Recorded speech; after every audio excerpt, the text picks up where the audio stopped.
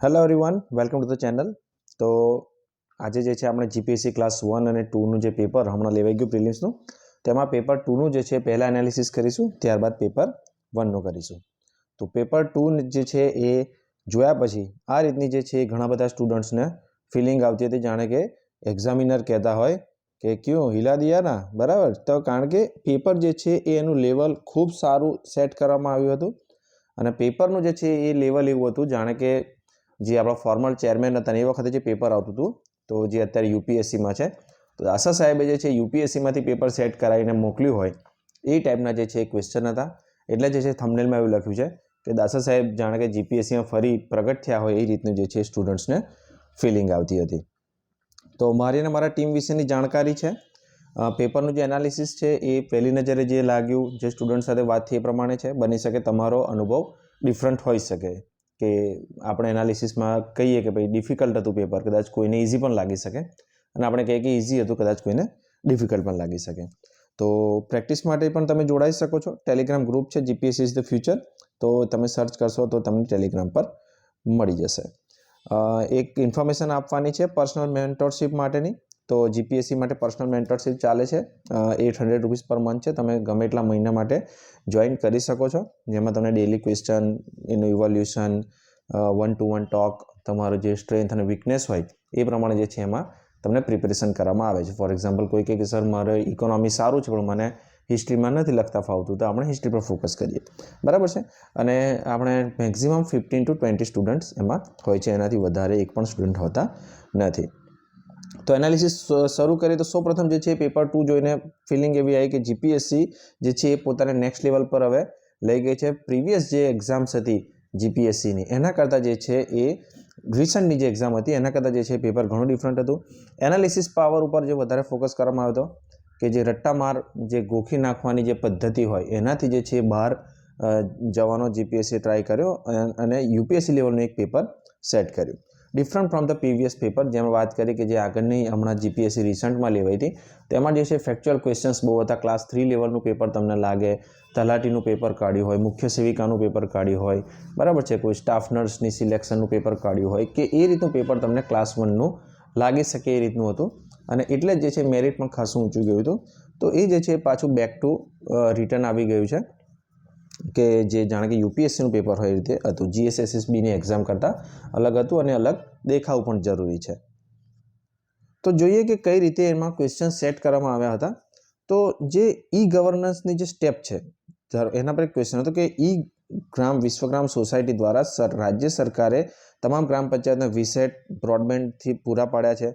ગ્રામ સ્તરે computer operators જે છે એ સેવા પૂરી પાડશે. 6000થી વધારે કોમન સેન્ટર્સ.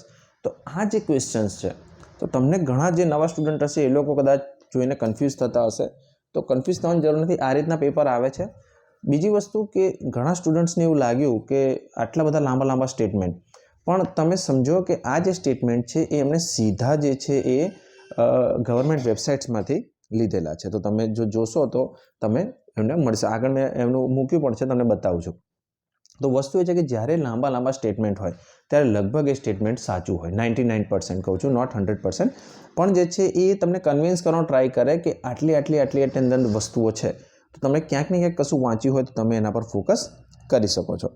આ એક ક્વેશ્ચન છે જેમાં છે કે વિધાન 1 જુઓ તમે, ગુજરાતીમાં છે, ઇંગ્લિશમાં પણ છે, કે ગગનયાન પરિયોજનામાં 3 સભ્યો 3 દિવસ માટે 400 કિલોમીટર જે છે એના પર રહેશે. પરત લાવી શકવા માટે જે છે પરિકલ્પના કરવામાં આવી છે. બીજું કે નાસા અને ઇસરો દ્વારા જે નિસાર જે એક લો અર્થ ઓબ્ઝર્વેટરી છે, તો એ 12 દિવસમાં જે છે સંપૂર્ણ ગોળાનો નકશો તૈયાર કરશે. એ નિવાસતંત્ર, પછી જૈવ માત્રા, સમુદ્રનું સ્તર જે છે એ સુનામી છે. હવે તમે આ જોયું, તમે વિધાન 1 પર ફોકસ કરો. વિધાન 1 જે છે એ સેમ ટુ સેમ ઇસરોની વેબસાઇટ પરથી લેવામાં આવ્યું છે, કે Gaganyaan is a project demonstration of the human flight capacity, launching a crew 3 members 400 km for 3 days and bring back them to safely on the earth by landing in sea water. જો same to same જે છે એ ઇંગ્લિશમાં તો તમે કદાચ paper જોશો તો આ સ્ટેટમેન્ટ છે, બરાબર. એ જ રીતે તમે ઇસરો વાળું જુઓ, આખું વાંચી લો તમે. ઇસરો વાળું જે નિસાર પર છે તમે જુઓ, કે Nisar will be map the entire globe in 12 days and provide the specifically and temporarily consistent data for understanding the change in the earth ecosystem, ice mass, vegetation, biomass, sea water level, ground water level. બરાબર છે. Tsunami, volcanoes, landslide same to same. જો tsunami, volcanoes, landslide પ્રાકૃતિક data સમજવા માટેની છે ને શબ્દ પણ એના છે. તો બેઠું જે છે એ વેબસાઇટ પરથી જે પણ કોઈ બી લેવામાં આવ્યું છે તો જેટલા પણ મોટા સ્ટેટમેન્ટ હતા આખા પેપરમાં એ લગભગ બધા સાચા હતા, કારણ કે એ જે છે સેમ ટુ સેમ એના પરથી લેવામાં આવ્યા હતા. અને સારી બાબત છે કે ગવર્મેન્ટની વેબસાઇટનો જે છે એ પેપર કાઢવા માટે ઉપયોગ કર્યો છે, કારણ કે લાસ્ટ ટાઈમનું જે પેપર હતો આપણે વિડીયો પણ બનાવ્યો હતો કે કોઈ એક જીકે ટુડે જેવી અથવા તો બીજી એક જે હતી જે ડેલી એમસીક્યુ આપતી હતી એવી વેબસાઇટ ઉપરથી લગભગ 5 કે 6 દિવસના જે એમસીક્યુ હતા એમાંથી 25-30 ક્વેશ્ચન સીધા પૂછી નાખ્યા હતા. તો સ્ટુડન્ટ્સ જે છે એ જ્યારે વર્ષ 2 વર્ષ 3 વર્ષ મહેનત કરતા હોય તો પેપર કાઢવાવાળા એ બી કમસે કમ થોડી મહેનત તો કરવી પડે. એવું બેઠું કોપી પેસ્ટ કરીને પેપર ના પૂછી લેવું જોઈએ. તો આ વખતે જે પેપર હતું એ જે છે એ એપ્લાઇડ પર વધારે હતું ગોખણ પટ્ટી કરતાં. જેમ કે આ હતું કે નેટ ઝીરો એમિશન. તો નેટ ઝીરો એમિશનનો જે છે એ મતલબ પૂછે છે કે એનો એ છે કે ગ્રીન હાઉસ ગેસનું ઉત્સર્જન ઝીરો લાવી દેશે. તો નેટ ઝીરો એમિશન જો તમે ગોખી નાખ્યું હોય કે આપણે 2070 સુધીમાં કરવાનું છે ને આ છે ને તે છે, બરાબર, પણ જો તમે સમજ્યા નહીં હોય કે નેટ ઝીરો એમિશન છે શું, તો જે છે તમને આમાં પ્રોબ્લેમ થશે. એ જ રીતે નેનો ટેકનોલોજી. તો નેનો ટેકનોલોજી જે છે એ એના પરની ડિટેલમાં પૂછવામાં આવ્યું હતું, એપ્લાઇડ પૂછવામાં આવ્યું હતું કે ક્યાં વપરાઈ શકે છે.